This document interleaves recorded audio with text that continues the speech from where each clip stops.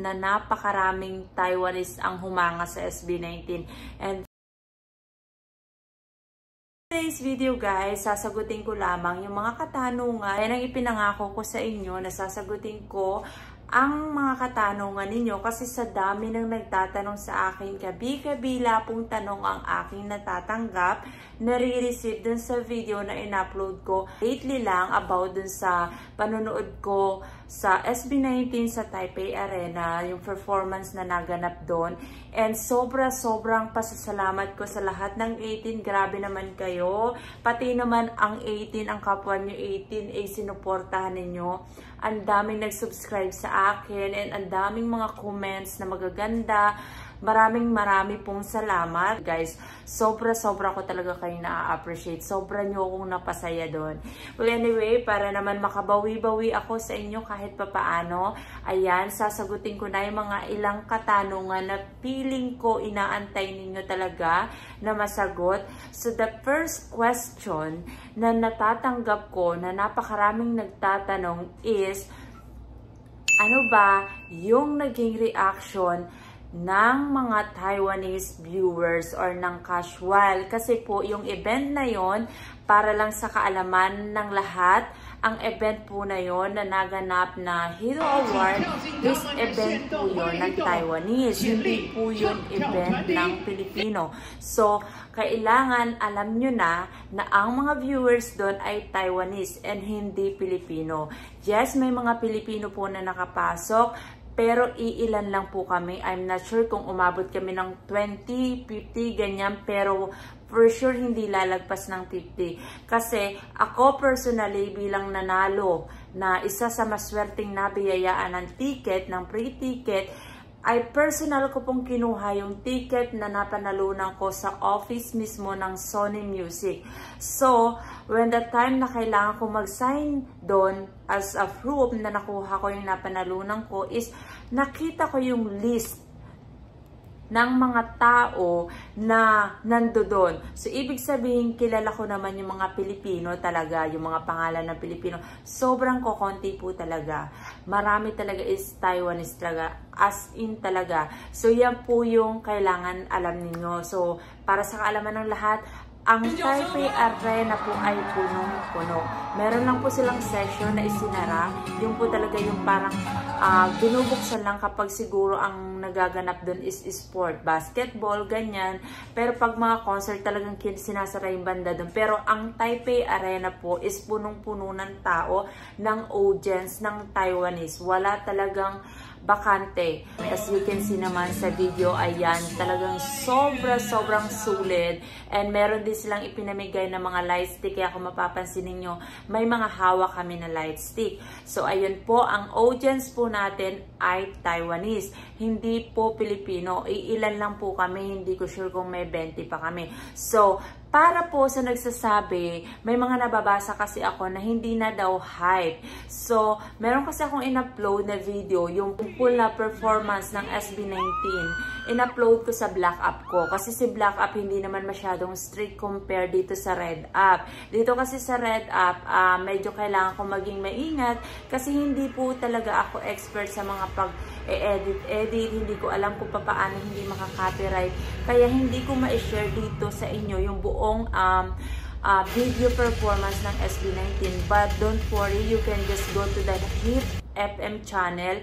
In-upload po nila doon yung performance ng SB19. Kitang-kita, malinaw na malinaw. And mas makakatulong yun para mas maipakita natin yung support natin sa SB19. So, doon yun na lang po panoorin. So, yun nga, gaya na sinabi ko, may in-upload ako na video. In-upload ko yung performance na yun doon sa Black. And of course, dahil Pilipino tayo, napakaraming bashing, napakaraming negative, napakarami din naman positive. So, ilan sa mga negative is may isang comment doon na nag-agaw talaga ng attention ko, and siguro ito na rin yung one of the reason kung bakit ginawa ko tong video na to, para masagot yung ilang katanungan talaga ng mga gustong malaman ano nga ba talaga yung naging reaction ng mga Taiwanese. At sabi niya is hindi na daw hype.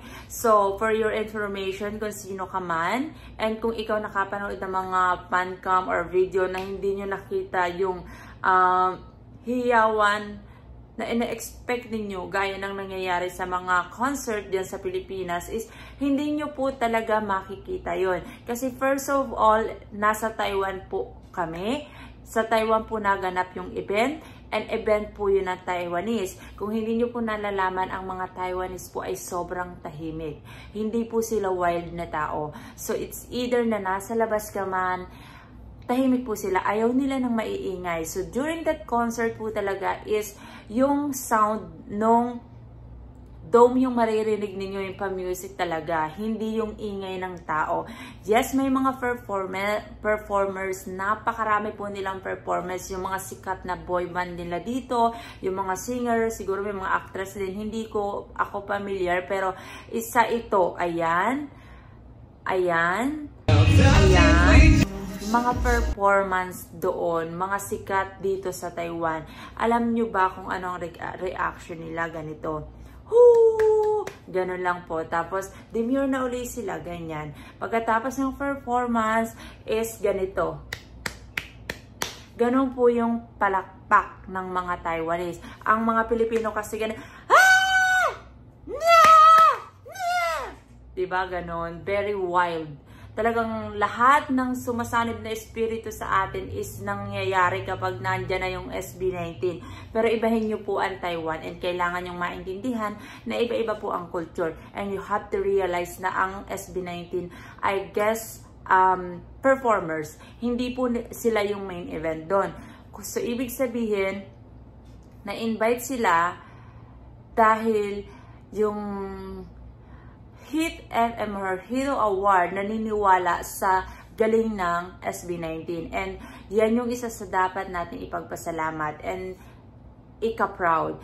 So, to make it clear, magiging totoo ako, hindi po talaga nag-wild yung crowd. Like, the way that we are expecting na parang, ganun ganyan. Hindi po talaga. Actually, mga Pilipino nga lang halos doon yung sumisigaw pag sabi ng SB19 and talagang kami, tapos yung mga nasa paligid namin ng mga Taiwanese parang naiingayan. Ako nga natatawa ako kasi habang ina-announce na yung SB19, di syempre naka-ready na yung phone namin, tapos sigaw kami na sigaw. Syempre hindi mo pipigilan yung nasa baba ko na Taiwanese, natatawa na sa akin, parang gano'n na parang sobrang ingay. Kasi nga, sila din naman may mga sinusuportahan, may mga pa-banner din sila, may mga pa-LED din sila, ng mga talagang group na sinusuportahan nila, ng artist. Pero ang clap lang talaga nila is ganito. Ganyan. Ganyan talaga. Halimbawa nga, i-announce yung artist na gusto nila, tapos yun yung nanalo, sobrang happy sila. Hey, ganun lang. Samantalang tayo no, naglupasay na tayo. Pero, hindi ibig sabihin nun, hindi sila natuwa o hindi sila nagandahan sa performance ng SB19. Sobrang hanga po nila sa inyo. And to tell you honestly, hindi ko to sinasabi bilang fan ng SB19. Nagsasalita and nag-explain ako sa inyo bilang isang casual na nanonood doon. And para sabihin sa inyo ang totoo, yes, hindi po ganun kalakas yung sigawan dahil hindi naman po talaga nila event yun. Pero kung pag-uusapan natin yung lakas ng sigawan, yung may malakas na sigaw sa lahat ng nag-perform. Gaya nga na sinabi ko, napakarami pong magagaling na nag-perform na kanilang artist.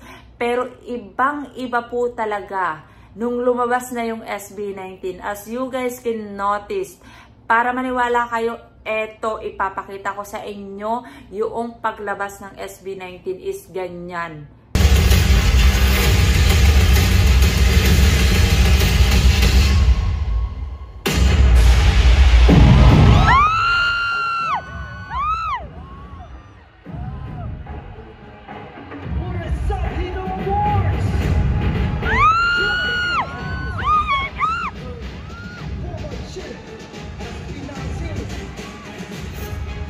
Tapos kami naghihiyawan na ng ganun. Kasi ilan lang kami, imagine, 4 kaming magkakatabi. Tapos may Pinay na nandun sa may bandang dulo namin, may nasa taas. Tapos talagang medyo kalat kasi nga hindi kami magkakadikit kasi nga libre lang yung ticket. Tapos may mga ilang lang na pagbigyan na nakapasok talaga na yung nagpila ng sobrang tagal. Tapos ayun na nga, 'di ba, naglabas na yung SB19. Paglabas ng SB19, no lies, sobrang alam ko na nag-e-enjoy at sobrang nagagalingan ang mga Taiwanese dahil kitang-kita ko the way silang manood, the way silang magnakaw ng mga video na clip, ganyan. Ano ba yung nakaw? Hindi tamang term. Kasi alam niyo isa pa to ang mga Taiwanese, hindi sila yung tipong video ng video gaya natin na halos lahat ng cellphone nakataas na the whole performance, no. Hindi po ganun ang Taiwanese. Nakapokus sila dun sa nagpe-perform. Kumuha man niya sila ng mga video, itataas lang nila saglit yung picture nila, ganyan. Tapos kuha lang ng clip pang-update sa kanilang mga social media, example, the Thread, X, Instagram, ganyan.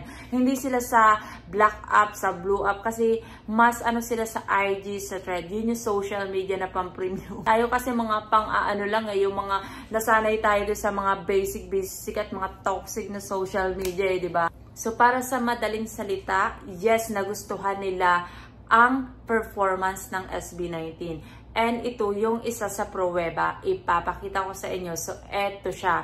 Nakuha ko to, actually, nung wala naman talaga akong balak na kuhaan to ng video, hindi ko alam kasi after nung performance ng SB19, di ba, pinutol ko na yung pagpipilm ko kasi nga, tinatry ko din save yung battery ng phone ko.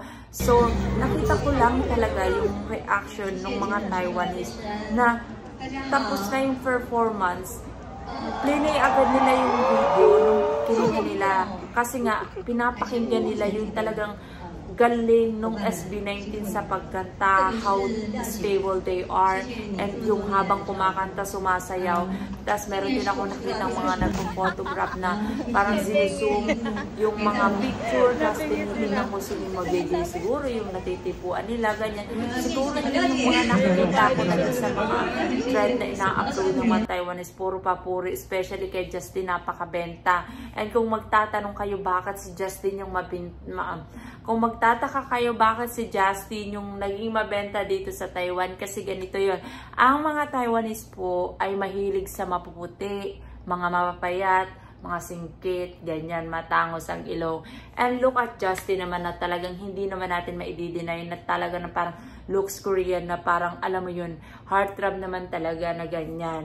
So pagdating talaga sa Taiwanese, for sure ako nung una pa lang naman talaga alam ko na si Justin ang magiging mabenta sa mga Taiwanese kasi hilig talaga nila yung mga mapuputi, pointed nose na gano'n, tapos yung ganong parang baby innocenting mukha, ay nako, kaya tingnan nyo naman umabot ng ilang half of million, million yung tweets sa kanya.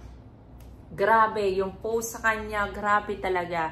And, yeah, so ayan yung video. Ayan yung video na yan. Kita naman ninyo, kitang-kita kung paano nila nire-replay yung songs, yung mga photos na kinuha nila. And as you guys can see, this is the audience na talagang napakarami nila. So, para sa nagsasabi kung nasiyahan ang mga Taiwanese, hindi lang nasiyahan, na proud sila. And I know 100% na napakaraming Taiwanese ang humanga sa SB19. And for sure naman na nakita nyo yan sa pamamagitan ng pag-uusap nila sa social media, sa Thread. Kung hindi nyo alam yun, mag-download kayo and you can just see. So, yun yung totoo, guys. Yes, hindi ganun kaingay, pero I know that 100% na nakita ko sa mga mata ko kung gaano sila nagalingan sa SB19. And me, as first timer kung nakita ang SB19, yung 5 na mag-perform sa ganung kalaking stage, sobrang napaproud ako sa 5 and sobrang happy in the best experience talaga yun. Kasi before napanood ko naman na yung Joken, kasi doon pa nga lang sobrang tuwang-tuwa na ako and sobrang happy ko na.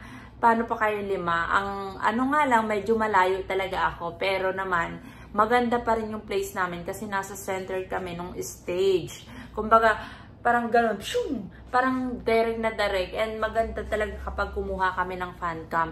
And yun nga lang, sad to say, hindi ko may upload dito dahil gaya nga na sinasabi ko, masyadong maraming restrictions si Lola Whitey natin. So, para hindi tayo maganon, nasa black up ko naman siya, in-upload ko siya doon para makita ng kapwa natin 18. So yun guys, sana nasagot ko yung tanong ninyo kung ano yung naging reaction ng mga Taiwanese. Sobrang happy po nila. When it comes to sound or background music ba ang tawag doon? Hindi kasi ako expert sa mga ganyan-ganyan. Basta yung background music, yung parang, alam mo yung parang parang ganun, yung parang kapag may kumakanta, yung support, ganun, sobrang lakas, as in, pag upo pa lang namin, tapos pinapatugtog, sobrang ang sakit sa tenga, as in, parang basag na, ganon. Alam mo, parang basag na ewan na sobrang ingay. Kaya nga nag-uusap kami ng mga katabi ko, ang ingay, ang sakit sa tenga. And even, nung nag-perform na yung ibang artist, ganun pa rin. Sabi ko, ano ba yun ang ingay? Ganyan. Parang hindi talaga nangingibabaw yung boses nung kumakanta, nung artist, kahit na sumasayaw, ganyan, nangingibabaw yung background music. Hindi ko alam kung anong tawag dun yung support music ba, yung basta yun, yung alam niyo yung para maging hype yung performance ng artist. So, ganun yung totoo. Sobrang lakas, parang nakakabasag sa tenga. Pero, eto ang malupit. Pagdating sa SB19, nag-iba. Hindi ko alam kung bakit ha. Hindi ko alam. Pero one thing for sure is because live vocals kumakanta yung SB19. And hindi ko alam kung meron bang staff ng 1Z na nag-help dun sa sound nila para mas maging maayos, mas mabawasan yung loudness.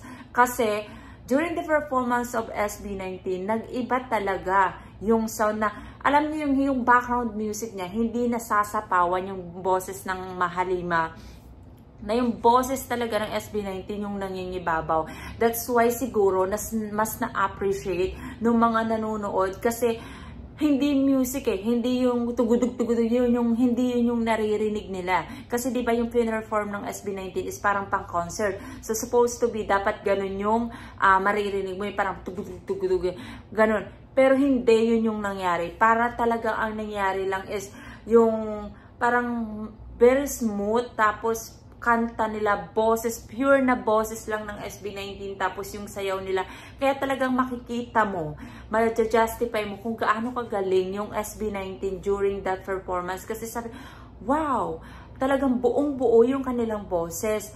Tapos yung pagsayaw nila, sobrang sabay-sabay nila, ang energy nila. And I can say talaga guys, bilang first timer ko nga, na masasabi ko talaga na may ilalaban talaga ang Pilipino pagdating sa big stage, international stage. Nasabi ko nga, kung ang Pilipinas magre-represent ng, for example, sa ganyang industry, yung mga music natin, SB19 is the best option talaga kasi hindi ka talaga ipapahiya ng SB19. I'm saying this not because of a fan of SB19, maraming magagaling sa Pilipinas, pero when it comes to international stage, yung mga pangmalaking stage talaga, I can say talaga na SB19 is number one, the best option talaga, na parang yun yung kayang i-represent, ilaban ng Pilipinas pagdating sa mga ganyang stage, pang-performance level to the highest level. Kasi yung masasabi mong performer talaga sila, na sulit yung effort na binibigay nila, and they always make sure na hindi lang sila maglalapag ng basta-basta, na hindi lang sila mag-perform ng basta-basta. They always make sure na once na tumapak sila sa stage, every single ng gagawin nila, na ipo-pronounce nila, ng aanin nila is dapat bibilib yung mga manonood. And talaga namang hindi naman talaga sila nabibigo. Talagang grabe yung galing nila talaga guys. Hindi na bilang 18, hindi na dahil bias kasi Pablo, hindi na bilang casual talaga. And talagang sobrang galing talaga. Diba? Kaya nga, ako bilang isang Pilipino, bilang isang casual na manonood, bilang isang fan na din nila, is hinihiling ko talaga na, hoping talaga ako na makita ko sila sa mas malaking stage. Sa gaya ng mga nakikita natin na yung mga sikat na mga group na nag-perform sa malalaking stage, na hindi na kailangan, na kahit hindi na kailangan ng fandom na alam nyo ba yung i-help na i-promote na mismong tao na yung lalapit para bumili ng ticket nila na ganyan. And I really hope na sana makita ko sila na mag-perform sa Coachella. Alam kong that is very, very big music festival, but I'm pretty sure na kayang-kaya ng SB19. Yun yung masasabi ko sa performance nila. And isa pa, napapansin ko lang ito ha. Opinion ko lang naman ito ha. Opinion ko lang. The reason why kung bakit parang dumadami yung fans ng SB19 lalo kasi magaling talaga sila, guys. Magaling talaga. Yun talaga yung masasabi ko. Talent talaga. Talent. Sobra. Magaling talaga sila. Yung effort, yung fashion nila doon sa ginagawa nila is talagang magaling. So, yun nga. Sana mas marami pang P-pop ang masundan ang SB19 na alam niyo yun, mas makilala yung talent ng Pilipino. Gaya ng nangyayari sa ibang bansa na sana kaya din ng ibang lahi na i-embrace yung music ng mga Pilipino. Yun yung lagi naman na goal ng SB19. So, yun yung masasabi ko, the way I observed SB19 performing in that stage that night na talagang ang galing nila, as in talaga. Kaya sobrang excited ko, guys, na mapanood sila sa concert kasi nung nasa pila kami, sabi ko sana kantahin nila yung Time, nag-uusap-usap kami. Tapos, or ako kasi talaga nilulook forward ko na mapanood na ma-perform nila ng live is yung I Want You. Favorite ko kasi yun sa kanta nila, tapos yung Mana. So, since hindi naman nila fin-perform yun, looking forward ako na mapanood ko yun sa concert nila. And speaking ticket, marami nagtatanong kung pupunta ako sa concert.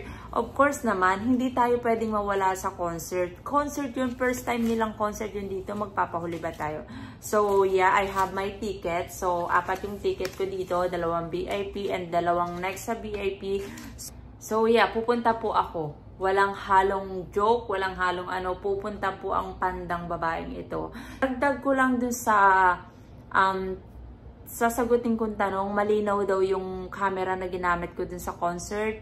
Malinaw daw kahit sang angle. Tinatanong nila kung ano yung gamit kong camera. So, ang gamit ko pong camera ay ito, ang Pocket 3, ang aking Osmo Pocket 3 na lagi kong dala-dala kahit saan ako magpunta. Kasi ako ay isang mahiyaing vloggerist, kala mo naman talaga ay vlogger. So, ayan, pag gusto ko mag-film outside, lagi kong dala. Perfect po ito para sa lahat ng beginners, sa lahat ng mga shy vlogger, ganyan. Kasi, ang very, niya talaga, ang bilis niyang gamitin, ang gaan niyang dalahin. Sobrang napakaganda nga nito. And talagang 4K siya, yung resolution niya. And yeah, sobrang ganda nito as you can see naman. Napurin nyo yung quality na video ko.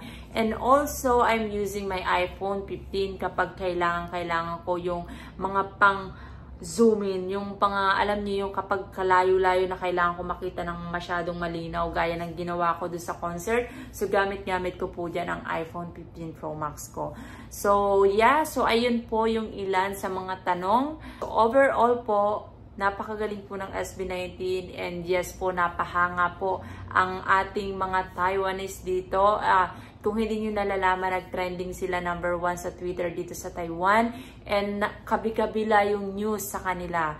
And sa mga headlines, sa mga dyaryo na feature po sila, talagang naging sikat sila dito. So, sobrang happy ko finally na re-recognize nga naman ang talent ng Pilipino. Sana mag-success pa yung 1C na binuo ng 5 ng SB19 kasi I know that pag naging successful ang 1C Entertainment, merong industry, merong magandang industriya na naghihintay sa Pilipinas na merong isang kumpanya na mag-produce ng magandang quality ng mga music, ng ganyan, na hindi lang yung pucho-pucho. Para naman na ipapagmalaki natin yung gawang Pilipino and yung talentong Pilipino.